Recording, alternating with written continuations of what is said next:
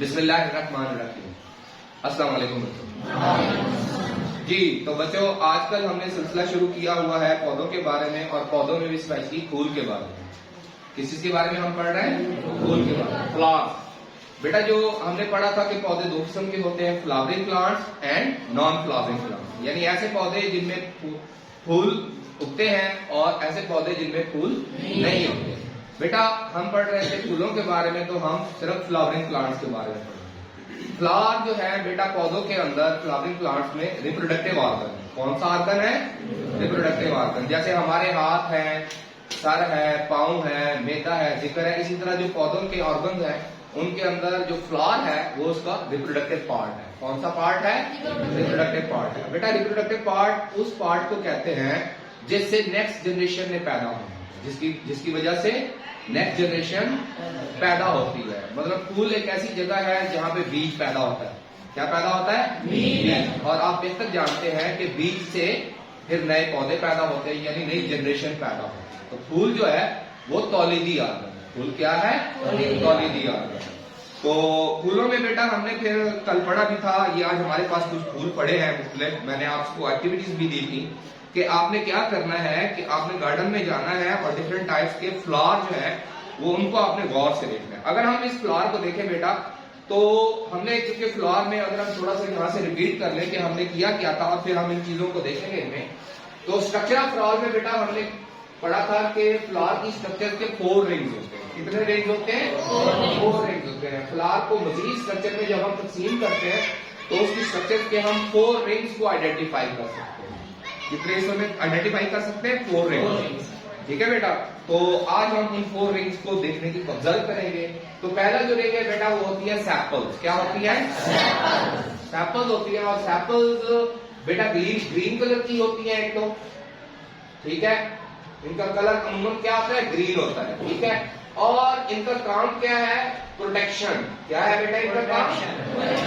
जब जो फूल जो है वो इमेच्योर होता है, छोटा होता है, कली की शक्ल में होता है, तो ये उसको ढांक के रखते हैं। उसको ढांक के रखती है ये पत्तियां, जिसकी वजह से जो इमेच्योर या ग्रोइंग जो फ्लावर है उसकी प्रोटेक्शन होती है मौसम से, कीड़ों मकोड़ों से, या और जो भी उसको, ताकि अंदर जो उसके जो सेंसिटिव पार्ट्स हैं जो भी ग्रो कर रहे हैं वो महफूज रहे। और जब फूल खिल जाता है, खिल जाता है तो ये फूल के निचले हिस्से में आ जाती है। अगर मैं इस फूल को उल्टा करके आपको दिखाऊं तो ये बेटा नीचे ग्रीन कलर की पत्तियां आपको नजर आ रही है ना, ये ग्रीन रिंग नजर आ रहा है ना, ये ग्रीन लोअर पार्ट। तो अब ये नीचे पत्तियां मौजूद है। ये जो ग्रीन कलर का जो पत्तियों का रिंग है इनको बेटा कहते हैं सैपल्स। इनको क्या कहते हैं? सैपल्स। जब ये कली थी तो इसने इस पूरे फूल को ढांपा हुआ, ये पत्तियां इसके अंदर छुपी हुई थी, बाकी सारी स्ट्रक्चर, ठीक है, कली की शक्ल में। जब ये खुला तो ये नीचे चली गई, ठीक है बेटा। तो इनको क्या कहते हैं? सैपल्स। अब सेकंड जो रिंग है बेटा उनको कहते हैं पेटल्स। उनको क्या कहते हैं? पेटल्स। ये हमने पढ़ा था कि ये कलरफुल होती है। क्या होती है? कलरफुल। इनके डिफरेंट कलर्स होते हैं। अब इसमें देखें, इसमें ये येलो कलर की पैटर्न है, ये वाली, ये पैटर्न येलो है। इसके अंदर जरा लाइट कलर के येलो कई पैटर्न है, ठीक है बेटा। इसी तरह इसमें अगर देखें तो ये रेड है, और गुलाब में देखें तो ये सारी रोज पैटर्न है। इनको क्या कहते हैं? रोज पैटर्न, ठीक है बेटा। यानी गुलाब की पत्तियां, गुलाब की पत्तियां। इन्हीं से फिर हम मुख्तलिफ चीजें बनाते हैं, इन्हीं से हम अर्क निकालते हैं, गुलाब से अर्क निकालते हैं ना बेटा, ऐसे। तो खुशबुएं तो वो इन्हीं पेटल से जो है हम निकाल लेते हैं। इसके अलावा बेटा अगर यहाँ पे भी देखें तो ये भी फूल है, ठीक है, ये बंचेस। हम पढ़ रहे थे फूल की, हमने पत्तियों के बारे में पढ़ा है। पहले थी सैपल्स, ग्रीन, फिर पेटल्स। अब हम चलते हैं स्टेमन्स के बारे में। और जी बेटा, स्टेमन्स बेटा जो होते हैं, स्टेमन जो है ये मेन पार्ट है। कौन सा पार्ट है? फूल का क्योंकि रिप्रोडक्टिव पार्ट, जहां की रिप्रोडक्शन होगी और सेक्सुअल रिप्रोडक्शन होगी वहां पे दो जो है वो ऑर्गन्स होना जरूरी है, मेल और फीमेल। 2 तरह के ऑर्गेनिज्म या फिर ऑर्गन्स होते हैं, ठीक है। एनिमल्स के अंदर तो male and female different organism है, डिफरेंट ऑर्गेनिज्म है। लेकिन पौधों के अंदर ये होता है कि एक ही पौधे के अंदर, एक ही फूल के अंदर मेल पार्ट भी हो सकता है और फीमेल पार्ट भी हो सकता है। लेकिन hermaphrodites है, इनमें मेल और फीमेल एक ही पौधे में भी हो सकते हैं। बाद ऐसे पौधे हैं कि जिनके मेल प्लांट्स अलग होते हैं और फीमेल पार्ट अलग होते हैं, ठीक है। जैसे पपीते का पौधा है, कौन सा पौधा है? पपीते का एक ऐसा पौधा हमारे जो है फल होता है उसके अंदर बाद प्लांट्स में ऐसे होता है कि male and female plants different होते हैं, लेकिन अमूमन ये भी देखा गया है कि ज्यादातर प्लांट्स के अंदर मेल और फीमेल पार्ट जो है वो एक ही फूल के अंदर और एक ही पौधे के अंदर मौजूद होते हैं। ठीक है बेटा, तो स्टेमन जो है ये मेल पार्ट होता है, और स्टेमन बेटा हमने पढ़ा था कि स्टेमन जो है वो एक लंबी सी डंडी की तरह है। किसकी तरह है? एक लंबी सी पतली सी डंडी की तरह होता है, जिसका ऊपर वाला हिस्सा थोड़ा सा फैला होता है और थैलियां होती है उसके अंदर। ये जो डंडी है इसको फिलामेंट हमने पढ़ा था कल, और जो ऊपर जो थैली सी है उसको हम एंथर कहते हैं। इसके दो पार्ट्स होते हैं। स्टेमन के कितने पार्ट्स हैं? दो पार्ट्स हैं। और स्टेमन जो है ये थर्ड रिंग है, तीसरा रिंग है फ्लावर की स्ट्रक्चर का, और ये मेल पार्ट है। और बेटा ये जो एंथर है इसके अंदर छोटे छोटे दाने से होते हैं जिनको वेट गैमीट्स कहते हैं, उनको हम पौधों में पोलन ग्रेन्स कहते हैं। क्या कहते हैं? Pollen grains. तो अगर हम इस्लामाबाद वगैरह में या ऐसे शहरों में जाए खास तौर पे बाहर के मौसम के अंदर, तो वहां पे क्योंकि पौधे ज्यादा हैं तो वो अपने पोलन ग्रेन्स एयर में छोड़ते हैं, और बहुत सारे लोगों को पोलन एलर्जी हो जाती है। पोलन एलर्जी जब वो इनहेल करते हैं, सांस के जरिए उनके अंदर जाते हैं, तो उनको नजला, जुकाम और एलर्जिक कंडीशन आ जाती है। ठीक है, तो ये पोलन ग्रेन्स की वजह से इस्लामाबाद में तो बहुत फेमस है पोलन एलर्जी। कौन सी? Pollen allergy. लोगों को एलर्जी होती है उनसे, ठीक है, क्योंकि ये एयर में उड़ते हैं, एयर बॉर्न हो जाते हैं, हवा के जरिए भी पोलिनेशन। क्योंकि हमने पढ़ा था कि पोलिनेशन जो है वो पोलिनेटर्स के जरिए होती है। किनके जरिए होती है? पोलिनेटर्स के जरिए।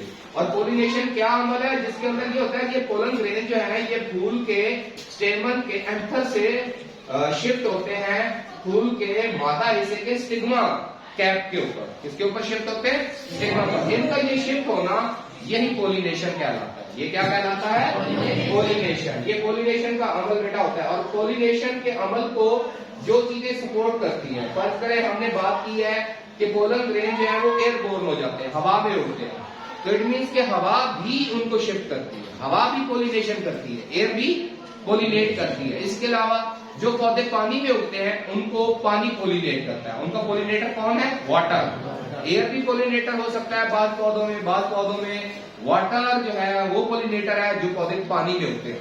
और बाद पौधों के अंदर इंसेक्ट्स हैं, बीज।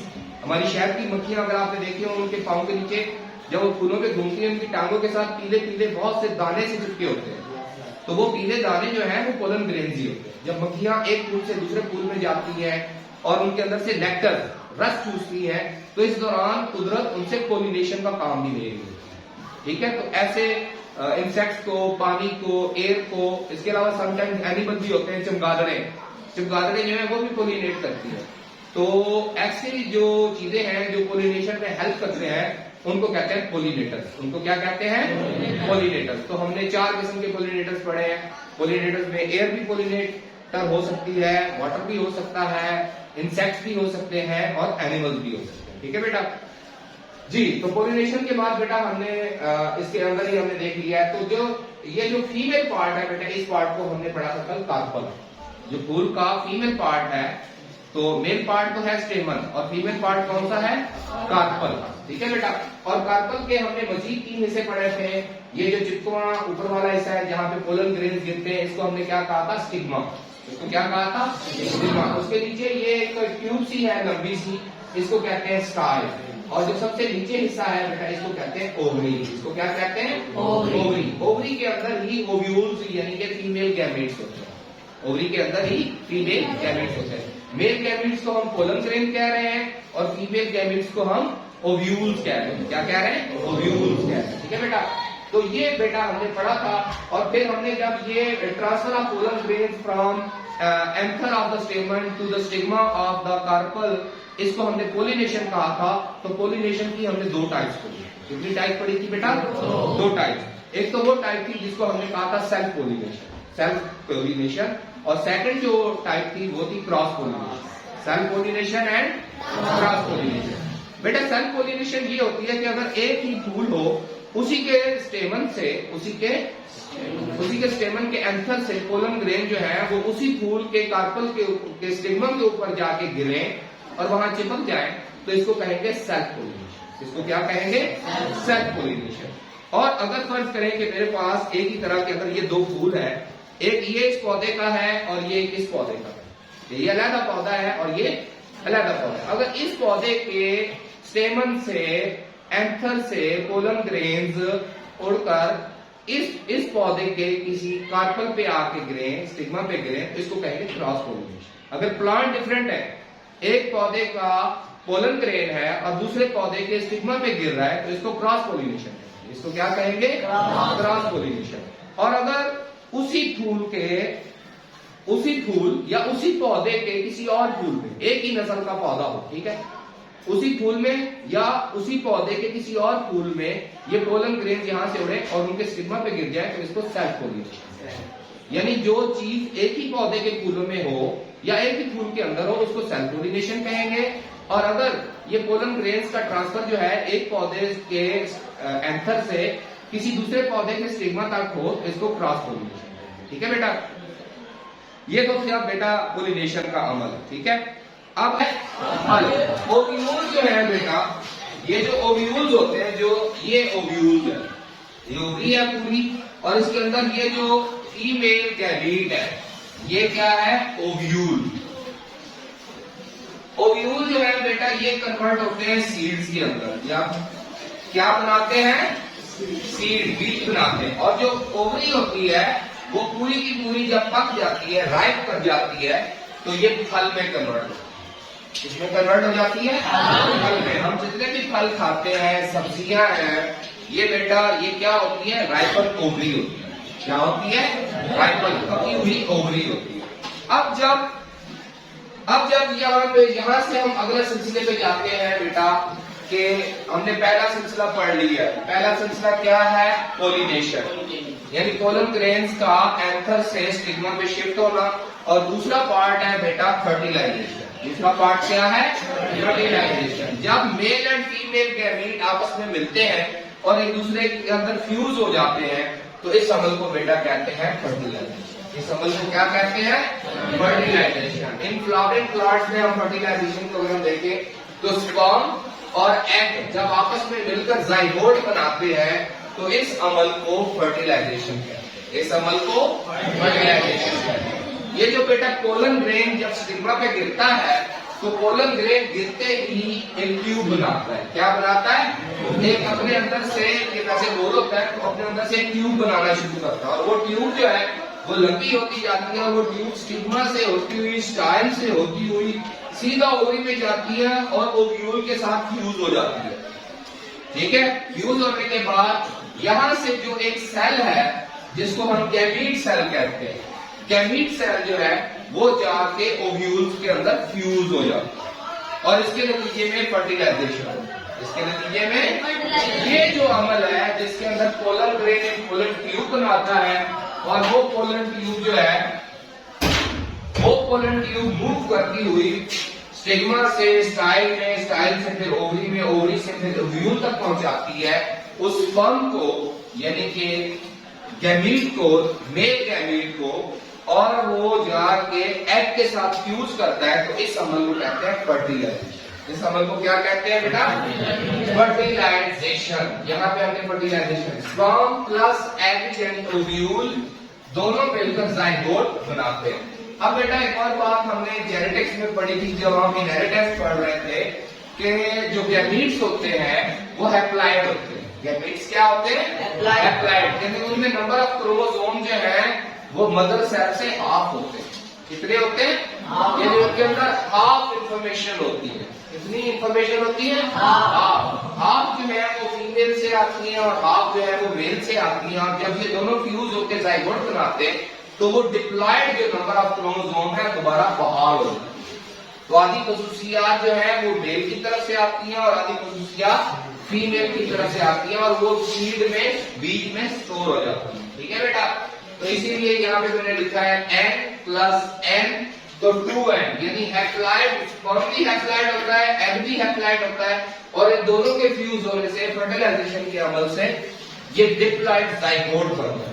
Diploid zygote. और जब जाइगोट बेटा ग्रो करता है, बड़ा होता है और कुछ टाइम गुजरता है, तो ये बन जाता है बेटा एम्ब्रियो। क्या बन जाता है? एम्ब्रियो। बेटा सीड के अंदर वो हिस्सा बीज के अंदर, अगर बीज के अंदर देखें तो बीज के अंदर भी दो चीजें होती है। एक होता है उसका कॉटिलीडन, एक क्या होता है कॉटिलीडन। आपने पढ़ा होगा फिफ्थ में, सिक्स्थ में, डाइकॉट पौधे, डाइकॉट बीज और मोनोकॉट बीज। तो बेटा ये जो कॉटिलीडन होता है ये तो होता है नए पैदा होने वाले बच्चे के लिए खुराक मुहैया करता है, ठीक है। जो नया पौधा जब शुरू में उगता है तो उसको इनिशियली खुराक कॉटिलीडन से मिलती है। किससे मिलती है? कॉटिलीडन। और कॉटिलीडन के दरमियान में जो हिस्सा होता है जिससे जड़ और तना बनता है वो बेटा कहलाता है एम्ब्रियो। उसको क्या कहते हैं? एम्ब्रियो। एम्ब्रियो ही वो पार्ट है बीज का जिससे अगला पौधा बनना होता है, जिससे अगला पौधा बनना होता है, ठीक है बेटा। तो इससे ये जो अमल है जिसमें हमने पढ़ा है, फूल की स्ट्रक्चर को पढ़ा है, पोलिनेशन को पढ़ा है, फर्टिलाइजेशन को पढ़ा है और सीड बनने के प्रोसेस को पढ़ा है, तो आप हैरान हो जाएंगे कि अल्लाह पाक कैसे खुसूसियात को एक जानदार से अगले जानदार में शिफ्ट करता है और कंटिन्यूटी ऑफ लाइफ जारी रहती है। पौधों के अंदर ये जो है पोलिनेशन का अमल होता है फूलों वाले पौधों में, फिर फर्टिलाइजेशन का अमल होता है, फिर सीड बनने का अमल होता है और वो सीड जो है फिर मुनासिब वक्त में मुनासिब प्लेस पे जब पहुंच जाता है तो वो ग्रो करके नया पौधा पैदा करता है। इस तरह खसूसियात जो है वो भी एक पौधे से अगले पौधे में शिफ्ट हो जाती है और इस तरह कंटिन्यूटी ऑफ प्लांट्स की है। मुझे उम्मीद है कि आपने इन बातों को समझा होगा and I am quite sure कि आप इन बातों को याद रखेंगे, इन पे गौर फिक्र करेंगे और इनको ऑब्जर्व करेंगे और इनको अच्छी तरह समझ के अल्लाह पाक की इस कुदरत को समझने की कोशिश करेंगे कि ये निज़ाम कायनात ऐसे नहीं चलता, बल्कि इस निज़ाम कायनात को नाप तोल के चलाया जा रहा है, एक पैटर्न के तहत चलाया जा रहा है, एक खास अंदाज में चलाया जा रहा है और ये किसी बगैर किसी के चलाए नहीं चल सकता। ऐसे है ना बेटा? तो इसको कौन चला रहा है? अल्लाह पाक। नेचर में अल्लाह पाक इन सब चीजों की हिफाजत करता है। इसी तरह अल्लाह पाक फरमाता है कि वो कौन है? क्या आप गौर नहीं करते हो कि वो कौन है जो बारिशें बरसाता है, जो जमीन फाड़ के पौधे पैदा करता है?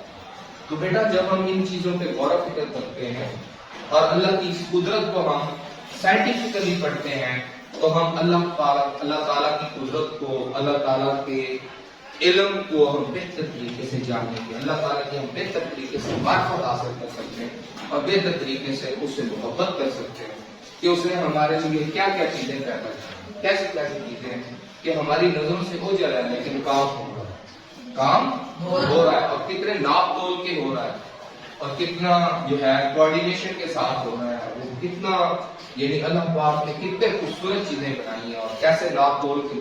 और जब हम इनको पढ़ते हैं बेटा इनसे हमें फायदे होते हैं, इनसे हमें फायदे होते हैं। तो हम क्या करते हैं? हम इन प्रोसेसेस के अंदर ही हम थोड़ी बहुत तब्दीलियां करके अपनी अकल के मुताबिक हम नए पौधे पैदा कर रहे हैं, हम ऐसी फसलें पैदा कर रहे हैं, हम इन्हीं चीजों को कंट्रोल करके, इन्हीं चीजों में थोड़ी बहुत तब्दीली करके, इनको पढ़ के हम ऐसे पौधे पैदा कर रहे हैं कि जो पैदावार ज्यादा दे, जो ज्यादा पैदावार दे, वो बीमारियों से बच सके। ऐसे पौधे पैदा कर रहे हैं कि जो जिनको स्प्रे न करना पड़े, उनके अंदर अपनी सलाहियत हो कि कीड़े मकोड़ों से, बीमारियों से बच सके। तो बेटा जब हम अल्लाह की इस कुदरत को पढ़ते हैं, इस इल्म को हासिल करते हैं, इस पर गौर फिक्र करते हैं, तो हम इन चीजों को तस्खीर करते हैं क्योंकि अल्लाह ने हमें हुक्म दिया है कि यह कायनात इंसान के लिए बनाई है, इंसान इसको तस्खीर करे, इल्म हासिल करे और इससे फायदा उठाए और फायदा उठाते हुए विजडम हासिल करे और विजडम हासिल करते करते मुझ तक पहुंचे, मेरी बड़ाई बेहतर तरीके से बयान कर। ऐसे ही है बेटा? तो मुझे उम्मीद है कि आप जरूर इससे हिकमत और विजडम हासिल करेंगे ताकि आइंदा आने वाली नस्लों के जो मजीद मसाइल हैं, खुराक के मसाइल हैं, ठीक है, उनकी जो मेडिसिन की जरूरियात हैं या फसलों को बेहतर करने की जो टेक्निक्स हैं, आप उन पे काम करें, आप उनके बारे में गौर फिक्र करें और इंसानियत के लिए नए नए रास्ते दरियाफ्त करें। बहुत शुक्रिया, थैंक यू वेरी मच।